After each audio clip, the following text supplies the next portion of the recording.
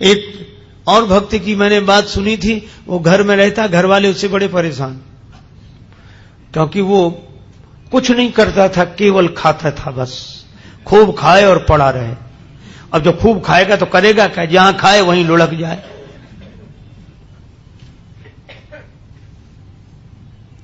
घर वालों ने कहा निकल जाओ यहां से, 2-2.5 सेर खाते हो एक बार में बैठकर, काम कुछ करते नहीं। बेचारा अब जाए कहां। सो एक महात्मा दिखाई दिए मंदिर के बाहर बैठे।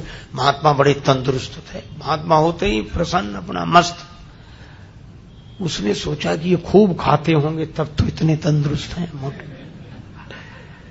गया, बोले महाराज, अब तब तक 2-4 उनके चेला निकले साधु, वो लोग भी ऐसे ही आ रहे। बोले यहां तो सब ऐसे ही ऐसे हैं। तो बोला महाराज हमको भी चेला बना लो। महात्मा बोले रहो। मंत्र दे दिया, तुलसी माला पहना दी, नाम रख दिया, काम कुछ नहीं, बस भगवान की पूजा आरती में खड़े रहा करो, राम राम किया करो। और पंगत बोले 2 समय होती, खूब प्रेम से करो। तो मैं 2 पंगत में, तुम 4 पंगत में बैठो, कोई हर्ज नहीं। उसको लगा ये बड़ा अच्छा, कुछ करना ही नहीं, खूब खाने को मिलना, मंदिर में ही रह गया।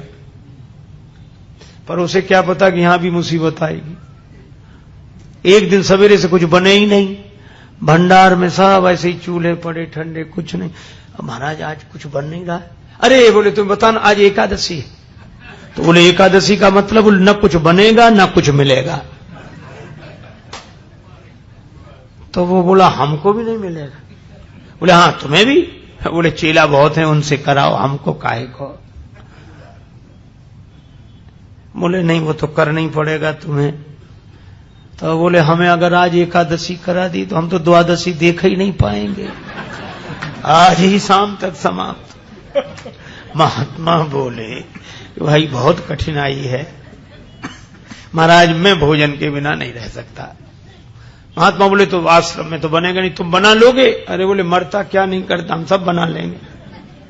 महात्मा बोले जाओ भंडार से सामग्री ले लो। अब उसने 2.5 सेर आटा, आलू, नमक, मिर्च, मसाला, घी, जो कुछ था लेकर। महात्मा बोले देखो तुम वैष्णव हो गए हो, वैसे तो नहीं बनाना चाहिए भोजन, लेकिन चलो प्रसाद बुद्धि से ग्रहण करना, भगवान को भोग लगाना। ठीक है महाराज। जल्दी जल्दी में उसने सामान समेटा, कहा वहां जाना नदी किनारे इस पेड़ के नीचे। हाँ पहुंच गया। अब जैसा बना बेचारे से वैसा भोजन बनाया, आलू का चोखा और सब गुड़ घी सब तैयार करके।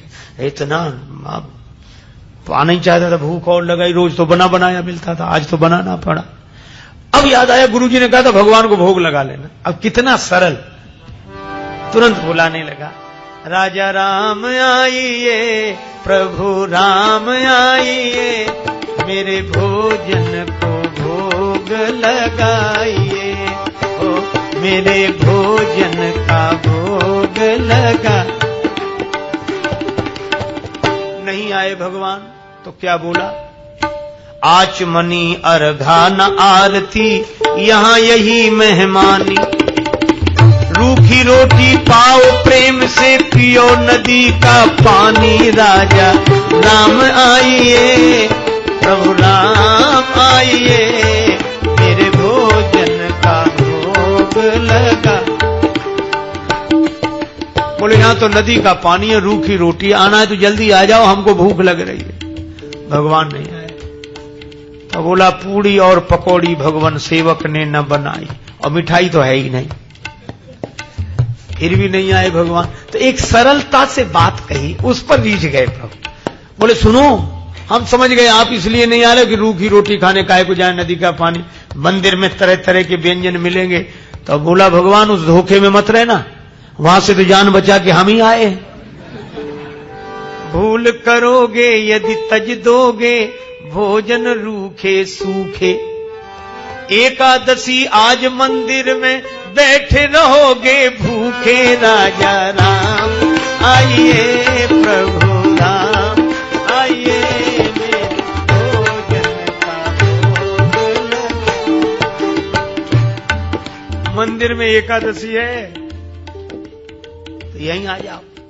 और इस सरलता पर नवम सरल और मम भरोस की भगवान आएंगे। भगवान प्रकट हो गए, लेकिन भगवान भी कम कौतुकी नहीं। जितना वो सरल भगवान वैसी लीला करने को तैयार, अकेले नहीं आए। सीता समारोपित वाम भा, राम वाम दिस जान, श्री सीताराम जो देखा तो भगवान की सुंदरता, श्री सीता मैया देखकर प्रसन्न तो बहुत हुआ, लेकिन उदास हो गया कि गुरुजी ने तो एक भगवान के लिए कहा था, ये तो दो आए हैं। अब कभी भगवान की तरफ देखे, कभी रोटियों की तरफ देखे। भगवान ने कहा क्यों आ गए ना? बोले हाँ आ गए सो तो ठीक है, लेकिन अब जो है तो बैठो। भगवान बोले क्यों, क्या हुआ? बोले कुछ नहीं, हम तो सोच रहे थे कि एक का इंतजाम करना है, लेकिन आप दो आए हो तो कोई बात नहीं, थोड़ी बहुत तो एकादशी आप करा ही दोगे हमारी, जो कुछ है आप विराज हो। भगवान बैठ गए। कितनी सरलता से इन कथाओं पर विश्वास करना कठिन होता है, क्योंकि हम लोग सरल नहीं हैं। भगवान श्री सीताराम जी बैठ गए, उनके सामने परोस दिया। कहने लगा मैं कुछ भूखा तो रहूं, लेकिन आपको देखकर लगा बहुत अच्छा, पर एक काम करना, अब मैं समझ गया कि आप दो आते हो, मैं इंतजाम और ज्यादा करके रखूंगा अगली एकादशी को, लेकिन इतना परेशान मत करना, जल्दी आ जाना। भगवान बोले आ जा। उसने आकर गुरुजी से कुछ नहीं कहा, इतना सरल था, वह तो समझता था भगवान आते ही ऐसे ही होंगे। अगली एकादशी को बोला कि गुरुजी कुछ सामान बढ़वाओ। गुरुजी बोले क्यों? बोले वहां दो भगवान आते हैं। गुरुजी ने सोचा भूखा रहा होगा, इसलिए कह रहा है। बोले बढ़ा दे, एक सेर आटा और सामान और बढ़ा दो। अब वो 3.5 सेर आटा लेकर और सब बनाया उसने और बुलाया। भगवान तो इंतजार ही कर रहे थे। जैसे ही उसने कहा राजा राम आइए, अब कहने लगा सीता राम आइए, मेरे भोजन का भोग लगाइए, ओ मेरे भोजन का भोग। और सही बात, जैसे ही पुकारा भगवान प्रकट हो गए, लेकिन राम वाम दिस जान की लखन दाहिनी हो, दक्षिणे लक्ष्मणो यस्य वामे च जनकात्मजा। और जो उसने 3 को देखा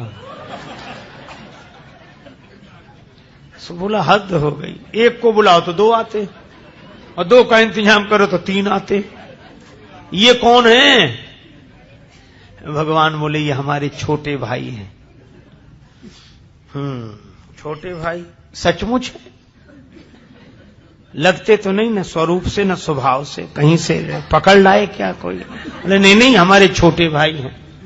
ऐसे क्यों कहते? छोटे भाई हैं।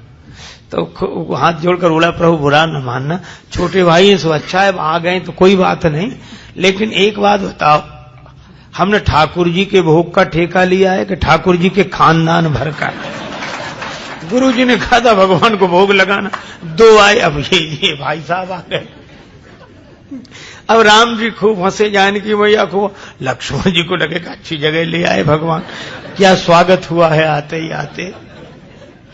लेकिन वो बोला क्या कहूं, भूखा भले ही रह जाऊं, लेकिन आप लोगों को देखकर मुझे बड़ा अच्छा लगता। अब बैठो, आप तीनों ही बैठो, पाओ जो कुछ है, एक ही ज्यादा है, 2 का इंतजाम तो है ही। पाया कुछ मिला। भगवान खूब हंसते रहे, लक्ष्मण जी भी बहुत। अब जब चलने लगे तो बार बार चरणों में सिर रखे, आंखों में आंसू आ जाए, लगते आप बड़े सुंदर। लेकिन एक काम करो, अगली एकादशी को अभी से बता जाओ कितने आओ, ताकि उतने ही हम इंतजाम कर लें। बस यही झंझट है, बाकी और कोई झंझट है। पहले से बता दिया करो कि कितने हो, तो वैसे ही इंतजाम कर। भगवान बोले हम आ जाएंगे, हम आ जाएंगे। आया तो भी नहीं कहा गुरु जी से, सोचा कुछ दिन तो आराम से बीते।